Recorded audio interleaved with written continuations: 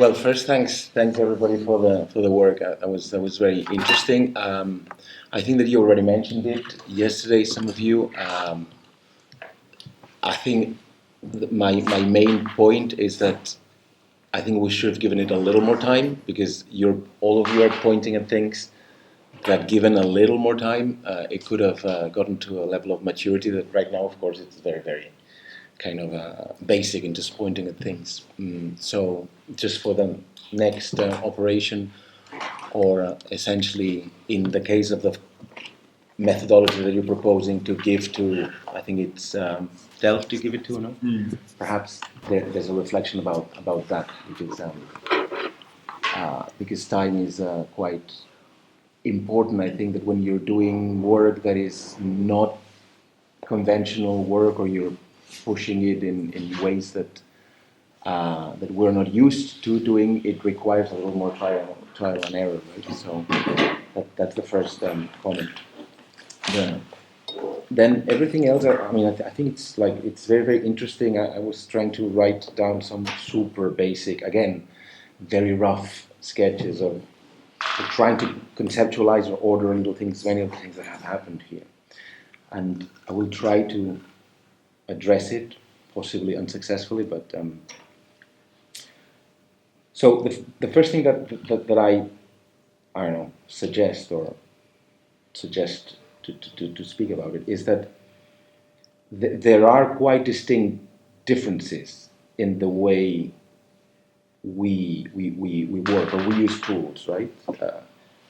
In your case, it's quite spectacular in the sense that you, as you said yourselves, you have not like a traditional disciplinary knowledge of architecture or architectural design, as opposed to the rest of us here. So that's super, let's say, brave of you to do that, and I thank you especially. But I'm sure that were you experts in architecture, you would have gotten along the same lines. There's something very, very interesting about what you're doing, and there's actually a lot of people that are working along these lines. So the first comment would be that there's this obvious, let's put it this way, that the tool affects immensely, right? I mean, we tend to think that design is a rational, let's say, process, and so that the tool should affect only relatively. I think that the tool affects immensely. I think that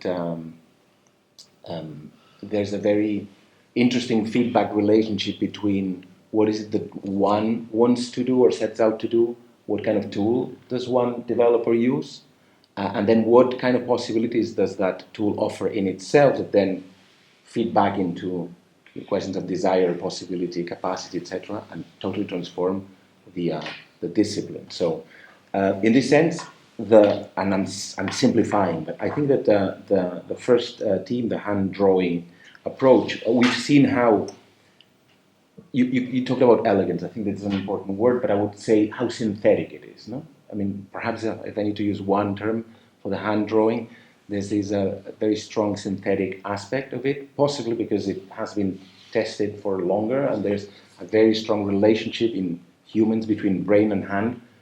The relationship between the brain and the hand, and our eyes, and the effects on transforming materials is something that apparently comes, from a very, very long way away. And so we are able to work when designing or using hand drawing techniques in a very quick way, but also very strategic way. So this idea of the overview, the synthetic, let's say, vision, I think that happens a lot. That is, we can understate many conceptual questions when we're working by hand, and they're kind of there by the way in which we're working, this is what I mean. We don't need to state them explicitly.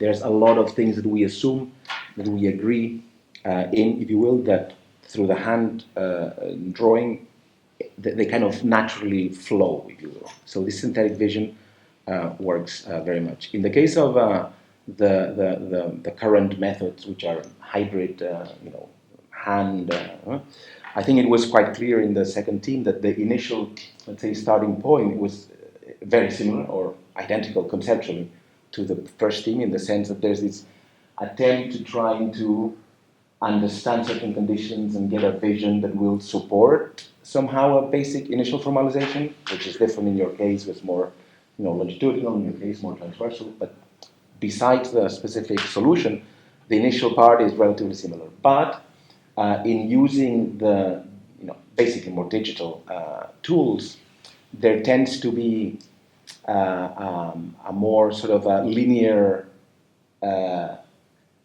more controlled linear, let's say, narrative that gets developed in a more, let's put it this way, systematic way perhaps, less synthetic and more systematic, which also, interestingly, tends to generate, in principle, kind of simpler formalization. It would seem that the computer would allow us to use much more complex formalizations, but in principle, it begins. It essentially puts control much more in the beginning of the design operation, as opposed to the hand drawing, which kind of pushes this a little, closer to the end of the design process. In the case of VR, I think it was a very interesting exercise that you guys did, and you were very, very explicit about the fact that, I don't think you used the term exactly, but the fact that it was perception that was guiding your let's say, you talked about vision, etc. No? So again, because of the fact that you're using a tool that allows you to somehow perceive, an ersatz space, then the kinds of decisions that you're making are based on this perception. It's more perceptual, has less a synthetic overview or less controlled linear narrative that allows us to say, okay, this street goes through or doesn't go through, right? And in the case of AI, because it's essentially it's probability based, as you very clearly explained, it is again us as perceivers of the result that put all the values. Yes, there, no? Exactly. Because what the AI does is predict the most likely, let's say, continuity. And of course, the prediction is based on a set of or data sets that are essentially made by ourselves still. At some point now, the AIs will start to feed other AIs, and they're still now they begin to do it. And then there's the question on let's say which is the kind of what is the importance of the data set that the AI is using, or data sets that the AI is using in order to teach itself. No? But precisely because of that, your AI was also working in a very, let's say, visual way. No, it's a ground figure logic. So build, unbuild. In this case, it was relatively simple. Build, volume. Let's say buildings. Vector of continuity, which is streets, or and then black, which meant I don't know. Nothing. Not nothing really, but it could be public space or private space or whatever. No? So that's my first, let's say, consideration. If I had to put words, perhaps it would be synthesis, control, perception, and probability in this kind of four ways of working: hand drawing, traditional or current hybrid techniques, VR and AI. That's simplifying, but it's a little bit there. And then there's a couple of corollaries, I think, or not conclusions at all, but kind of food for thought that I think it's very interesting from everything that you've done. The first one is, and I think that goes very much back to a core question of the SUrF project, which is how can we, let's say, formalize tacit or implicit forms of knowledge, in design. And so I think that in every case, especially the first three ones, there's a lot of tacit, implicit knowledge that we know because we have been, educated in a certain way, and there's certain things that we assume that we can understand quite quickly without really making it explicit, right? Kind of similar language. Exactly. Whereas in the case of the AI, you need to be much more explicit. No? The effect of the prompt, although the prompt is still some kind of it reproduces to a certain extent, let's say, all the cultural and whatever biases of languages, but you need to be very explicit. And there's something that I think that in this sense it's very interesting, regardless of whether we're using or not the AI itself, the fact that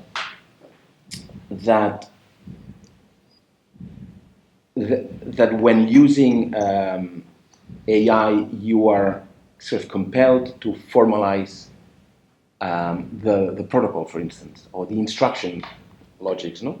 Which in other cases, let's say in hand drawing, we usually don't. We take it for granted. There's certain things that we take for granted. So that's one question.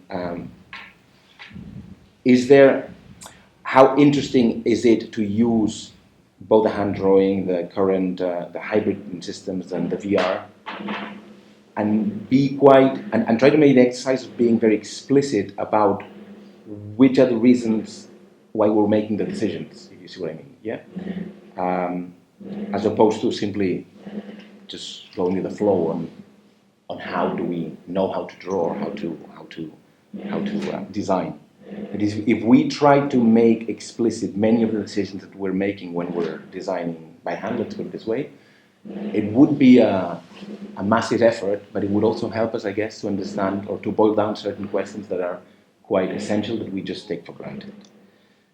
Yeah, and then a couple of more comments, and that's something that comes from landscape architecture theory, right? Which goes back to many of the things that we were discussing yesterday, actually, in both Adria's and my presentation, and then the discussion we then did. This idea that there's different ways of understanding design, and sometimes urban design, architectural design. We tend to think of design very much as let's say, conditioning design to do something, but I think it's very, very interesting how when design is used to design conditions. This is a concept from landscape architecture, right? Rather than designing the solution or the end game, we're designing certain logics, we're setting the game so that given time, given water, given money, given whatever, a park, let's put it this way, will become something. Yeah? So I think that that's something very, very interesting. We're very much, and yesterday you actually made a point about time, right? I think in how cities are made. I think that this is super important. We usually forget about that. No, when you guys were saying, okay, make this building shorter or lower, when you guys were saying, okay, let's make a park here, that takes a long time to get built. There's lots of things that happen in the interim. So what if rather than thinking, or what if only thinking in terms of design as a solution that takes longer or shorter time to be built, more or less money, more or less whatever, political will, we think of design as designing the way in which something an ecosystem, an urban ecosystem will really work. And then perhaps the questions are less related to very formal operations, and they're more related to much more, enabling operations, from infrastructure to I don't know what. And in a way, another way of talking about that is this idea of, designing solutions or designing strategies, and how design can be seen as not only as a solution provider, but also as a problematizer, if you see what I mean, like as a way to make explicit the different questions, issues, challenges, or forces that appear in a certain place, and somehow use them directly as a motor for design, if you see what I mean. That's an idea that I think is, at least I was thinking about that when you guys were presenting. This is what I can say at this point. Very good, thank you. We've all been inside the system, so it's nice to hear kind of outside remarks to it, and I think it's very valuable also for the podcast. Thank you all very much. We have fulfilled our task as good as we could. And I need to ask you all forward me the material so that we can make a digital catalog out of it, as it is.